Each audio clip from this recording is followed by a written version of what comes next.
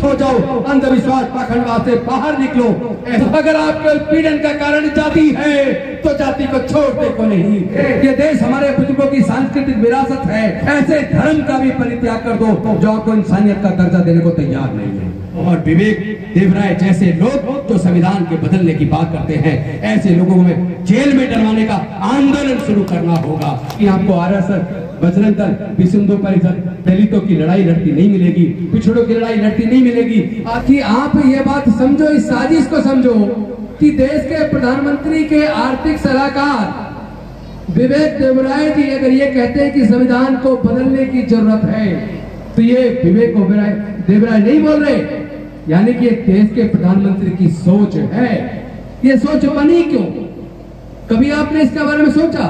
वो कौन लोग हैं जो देश के संविधान को बदलना चाहते हैं?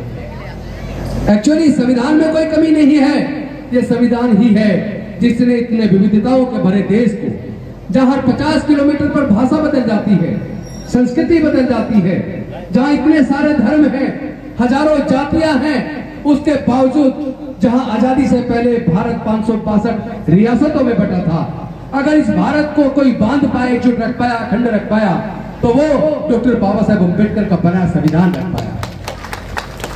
वरना इस भारत को, विविधता से भरे भारत को एकजुट रखना इतना आसान काम नहीं है। संविधान बहुत दुनिया का सर्वश्रेष्ठ संविधान है, लेकिन क्या बाबा साहब ने खुद कहा था, संविधान कितना ही अच्छा क्यों ना हो, अगर उसके लागू करने वाले लोगों की नीयत अच्छी नहीं है तो देश दुनिया का बढ़िया सा बढ़िया संविधान बुरा साबित होगा। लेकिन अगर संविधान में कोई छोटी मोटी कमी भी हो और उसको लागू करने वाले लोगों की नीयत ठीक हो, तो वो संविधान दुनिया का सर्वश्रेष्ठ संविधान साबित होगा। तो संविधान में कमी नहीं है, कमी इनकी नीयत में है, इनके खोट में है। इनको ये बात पच नहीं रही है, जो हजारों साल तक इनके गुलाम थे, इनकी चाकरी करते थे, आज डॉक्टर बाबा साहब अम्बेडकर के पढ़ने के रास्ते खोलने की वजह से, डॉक्टर बाबा साहब अम्बेडकर के दिए रिजर्वेशन की वजह से वो लोग पढ़ लिख कर डॉक्टर बन गए, जज बन गए, इंजीनियर बन गए, वकील बन गए, कलेक्टर बन गए, साइंटिस्ट बन गए, प्रोफेसर बन गए, MP बन गए, MLA बन गए, मुख्यमंत्री बन गए, राष्ट्रपति बन गए, मुख्य न्यायाधीश बन गए। इनको ये बात पच नहीं रही है, इसीलिए इन्होंने षड्यंत्र किया।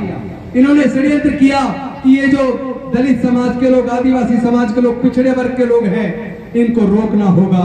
अगर इसी तरह डॉक्टर बाबा साहब अम्बेडकर का संविधान देश में लागू रहा तो ये लोग धीरे धीरे आगे बढ़ेंगे और अपना हक छीन लेंगे। और जब हक छीनेंगे तो छीनेगा किसके हाथ से?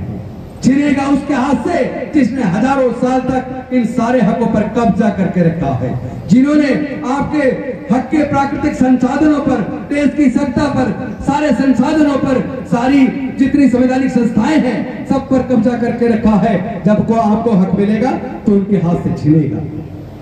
अरे वो पूरी की पूरी रोटी पे काबिल है, उस रोटी में जो आपका हिस्सा है, जब से आपने अपने हिस्से की रोटी मांगना शुरू कर दिया, उसके पेट में दर्द हो गया, उसके पेट में दर्द हो गया।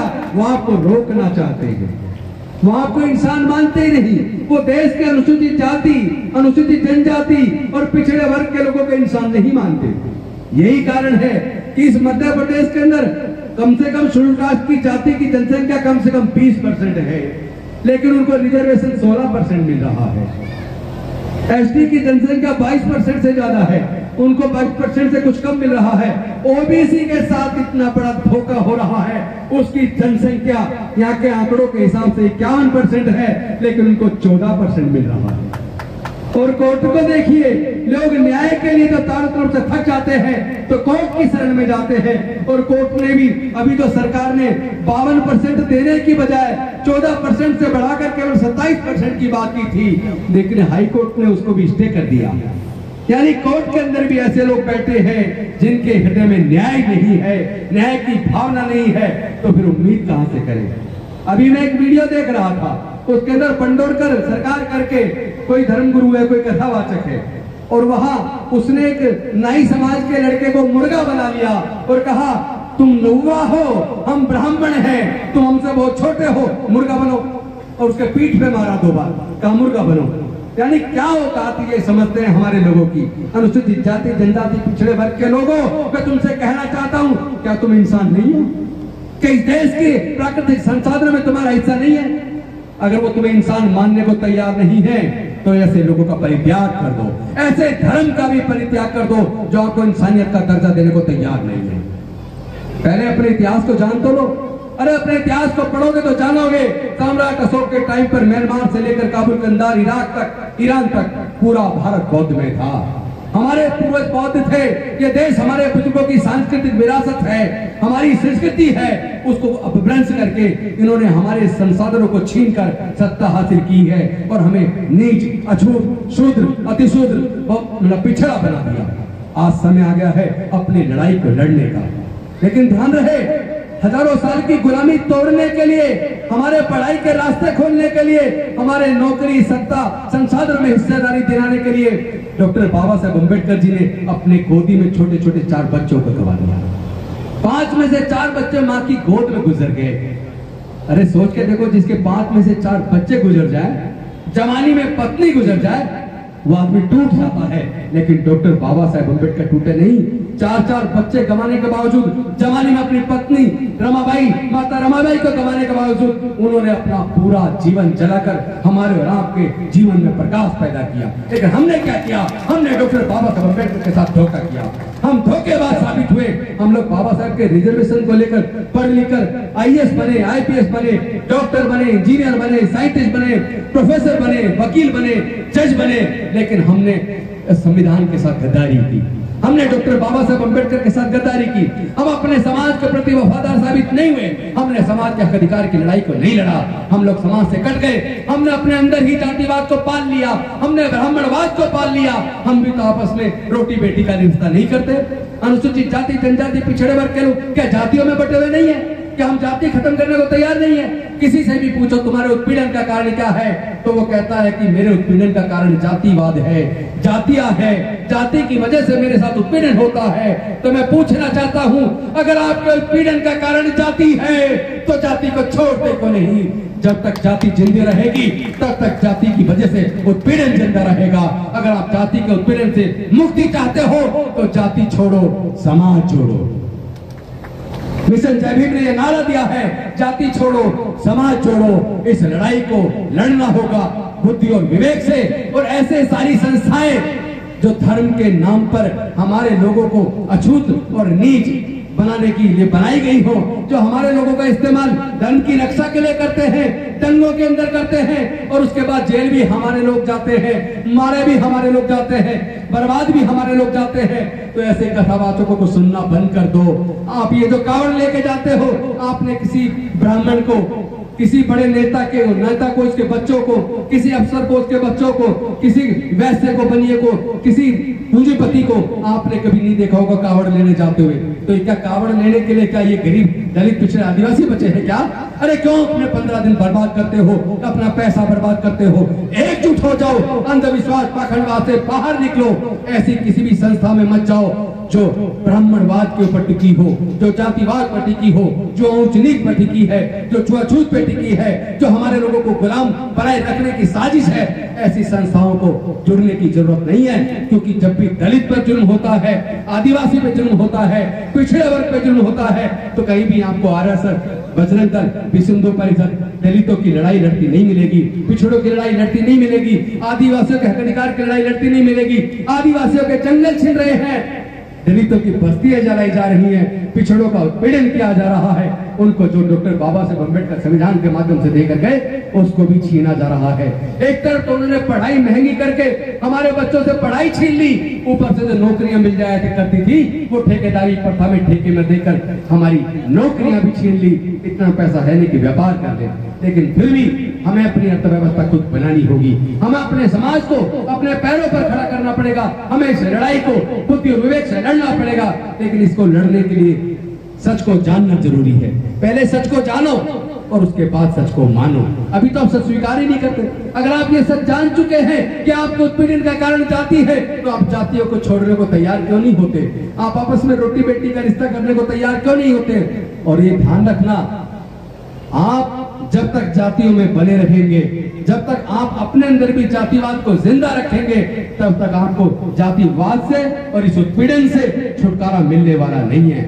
मैं एक बात और कह देना चाहता हूं, जो 2 अप्रैल 2018 को SC/ST एट्रोसिटीज एक्ट को बहाल करवाने के लिए आपने आंदोलन लड़ा, हमारे हजारों लोगों को जेल में डाल दिया, हजारों हमारे युवाओं पे केस चल रहे हैं। मैं चेतावनी चाहता हूं 2024 के चुनाव में जो सरकार आए, जो भी पार्टी हमारी वोट मांगने आए, उससे कहना होगा हमारी कुछ मांगे हैं। पहला तो हमारे नौजवानों पर जिन पर भी ये झूठे केस बने हैं, इन केसों को आपको वापस लेना होगा। दूसरी बात, जो सरकारें हमारे बच्चा चाहे जितना भी पढ़ना चाहे, डॉक्टर बनना चाहे, इंजीनियर बनना चाहे, जज बनना चाहे, कलेक्टर बनना चाहे, उसकी पढ़ाई का पूरा खर्चा जो सरकार नहीं उठा सकती, ऐसी सरकार की हमें जरूरत नहीं है। ऐसी सरकार की जरूरत नहीं है जो हमारे बच्चों को पढ़ा ना सके। ऐसी सरकार की हमें जरूरत नहीं है जो ठेकेदारी प्रथा को दूर करके हमारे लोगों को हक अधिकार देकर हमारा रिजर्वेशन बहाल करे। जो सरकार ऐसा नहीं करने को तैयार है, जो भी पार्टी सामाजिक न्याय के सिद्धांत के विरुद्ध है, ऐसी पार्टी को आईना दिखाने की जरूरत है, ऐसी पार्टी को सत्ता से बाहर करने की जरूरत है। हमारी वोट कोई ऐसे नहीं मिल गई, ये वोट का अधिकार तुम्हें ऐसे ही नहीं मिला है क्योंकि तुम्हें वोट की कीमत का पता नहीं है। जब संविधान सभा में इस बात पर चर्चा शुरू हुई कि अब अंग्रेज जाने वाले हैं, अब हमें अपना संविधान लिखना है, अपनी वोट से अपने लोगों को चुनना है, तो चर्चा ये हुई कि वोट का अधिकार किसको मिलना चाहिए। आपको ये जानकर ताज्जुब होगा, संविधान सभा के सदस्य केवल इनकम टैक्स पे करने वाले लोगों को वोट का अधिकार देना चाहते थे। केवल बड़े जमींदारों को, बड़े पूंजीपतियों को और ग्रेजुएट को वोट का अधिकार देना चाहते थे। लेकिन डॉक्टर बाबा साहेब अम्बेडकर जी ने सोचा, इस मनुस्मृति में जो व्यवस्था थी उसमें हमारे लोगों के पढ़ने लिखने पर धार्मिक बंदिश थी, हमारे लोगों के व्यापार करने पर धार्मिक बंदिश थी, हमारे लोगों के संपत्ति रखने पर धार्मिक बंदिश थी, जिसकी वजह से ना हमारे लोग ग्रेजुएट बन पाए, ना व्यापारी बन पाए, ना इनकम टैक्स पेई बन पाए, ना जमींदार बन पाए। तो फिर इसका मतलब हमारे लोगों को ये वोट का अधिकार नहीं देना चाहते। और देश की महिलाओं को भी मनुस्मृति के अंदर पढ़ने की और संपत्ति का व्यापार का अधिकार नहीं था। यानी 50% महिला देश की, उसको भी पढ़ने लिखने का और संपत्ति का व्यापार का अधिकार नहीं था। देश के अनुसूचित जाति, जनजाति, पिछड़ा वर्ग, जिसको उस वक्त अछूत और शूद्र कहते थे, उनको भी पढ़ने लिखने का और व्यापार करने का, संपत्ति का अधिकार नहीं था। इसका मतलब हमारे लोगों को वोट का अधिकार मिलने वाला नहीं था। लेकिन डॉक्टर बाबा साहब अम्बेडकर संविधान सभा के सामने अड़ गए और उन्होंने कहा कि वोट का अधिकार भारत में रहने वाले सभी लोगों को समान रूप से मिलेगा और सबकी वोट की कीमत बराबर होगी। तो ये वोट हमें जो मिला है, वोट देने का अधिकार, सरकार को चुनने का अधिकार, ये डॉक्टर बाबा साहब अम्बेडकर जी ने अपनी बुद्धि और विवेक से, काबिलियत से, अपने तर्क से हमें दिलवाया है। लेकिन हम लोगों ने अपने इस वोट की कीमत को नहीं समझा। हम शराब की बोतल में 1000-2000 रुपए में अपनी इस वोट को बेच देते हैं, 10-5 किलो अनाज में अपनी वोट को बेच देते हैं। धार्मिक जुलूस में एक कलश दे दिया और कलश यात्रा निकाल दी, एक आध साड़ी दे दी और बस आप हो गए उसके पीछे पीछे। पता ही नहीं चला कब में उस कलश यात्रा निकलवाने वाले ने आप ही के बच्चों का गला काट दिया, आपके हक अधिकार छीन दिए। इनमें जाना बंद करो। ऐसी किसी यात्रा में देश के SC, ST, OBC को जाने की जरूरत नहीं है। जो आपके हक अधिकार के लिए लड़ने को तैयार न हो, ऐसे लोगों के साथ खड़े होने की आपको भी जरूरत नहीं है। और ऐसी किसी पार्टी को भी आपको वोट देने की जरूरत नहीं है जो आपको न्याय ना दे सके। इसीलिए मैं कहना चाहता हूं, डॉक्टर बाबा साहब अम्बेडकर ने हमें समता, स्वतंत्रता, बंधुता और न्याय दिया, न्याय के मार्ग पर चलने का रास्ता दिया।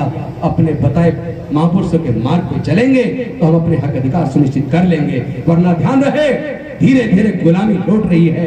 आपके हाथ से शिक्षा महंगी करके शिक्षा छीन ली, ठेकेदारी प्रथा से नौकरी छीन ली, यानी कि आपके बच्चे फिर से गुलाम होने वाले हैं। मैं पूछना चाहता हूँ, क्या आप अपने बच्चों को दोबारा गुलाम देखना चाहते हो? क्या नहीं देखना चाहते तो इस लड़ाई को लड़ना होगा बुद्धि और विवेक से, एकजुटता से। देश के तमाम SC, ST, OBC के लोगों से मैं आह्वान करता हूं, एकजुट हो जाओ, एकजुट हो जाओ। और विवेक देवराय जैसे लोग जो संविधान के बदलने की बात करते हैं, ऐसे लोगों में जेल में डलवाने का आंदोलन शुरू करना होगा। जो संविधान बदलने की बात करे, संविधान तोड़ने की बात करे, SC, ST, OBC के लोगों के हक अधिकार को छीनने की बात करे और जो नफरत फैलाए, जाति के नाम पर, धर्म के नाम पर आपस में लड़वाने की बात करे, ऐसे लोग देशद्रोही हैं। याद रखना, तो किस पार्टी के, किस संगठन के, ये मत देखना, बल्कि ये देखना कि देश में नफरत कौन फैला रहा है, देश में दंगे कौन करवा रहा है, दंगों में किसका इस्तेमाल किया जा रहा है, दंगे में कौन जेल जा रहा है, दंगे में कौन मारा जा रहा है। लेकिन दंगे करवाने वाला AC रूम में बैठा है। मुकदमा दर्ज होता है तो जो दंगों में आगे लड़के होते हैं, जिनको समझ नहीं होती, जिनका इस्तेमाल किया जाता है, वो जेल जाते हैं, वो बर्बाद होते हैं। लेकिन दंगे करवाने वाला जो दिमाग जिसका चलता है, वो इसी रूम में बैठा है, वो पार्लियामेंट में बैठा है, वो विधानसभाओं में बैठा है, वो मंत्री बना बैठा है। ऐसे लोगों को खींचकर सड़क पर लाने की जरूरत है।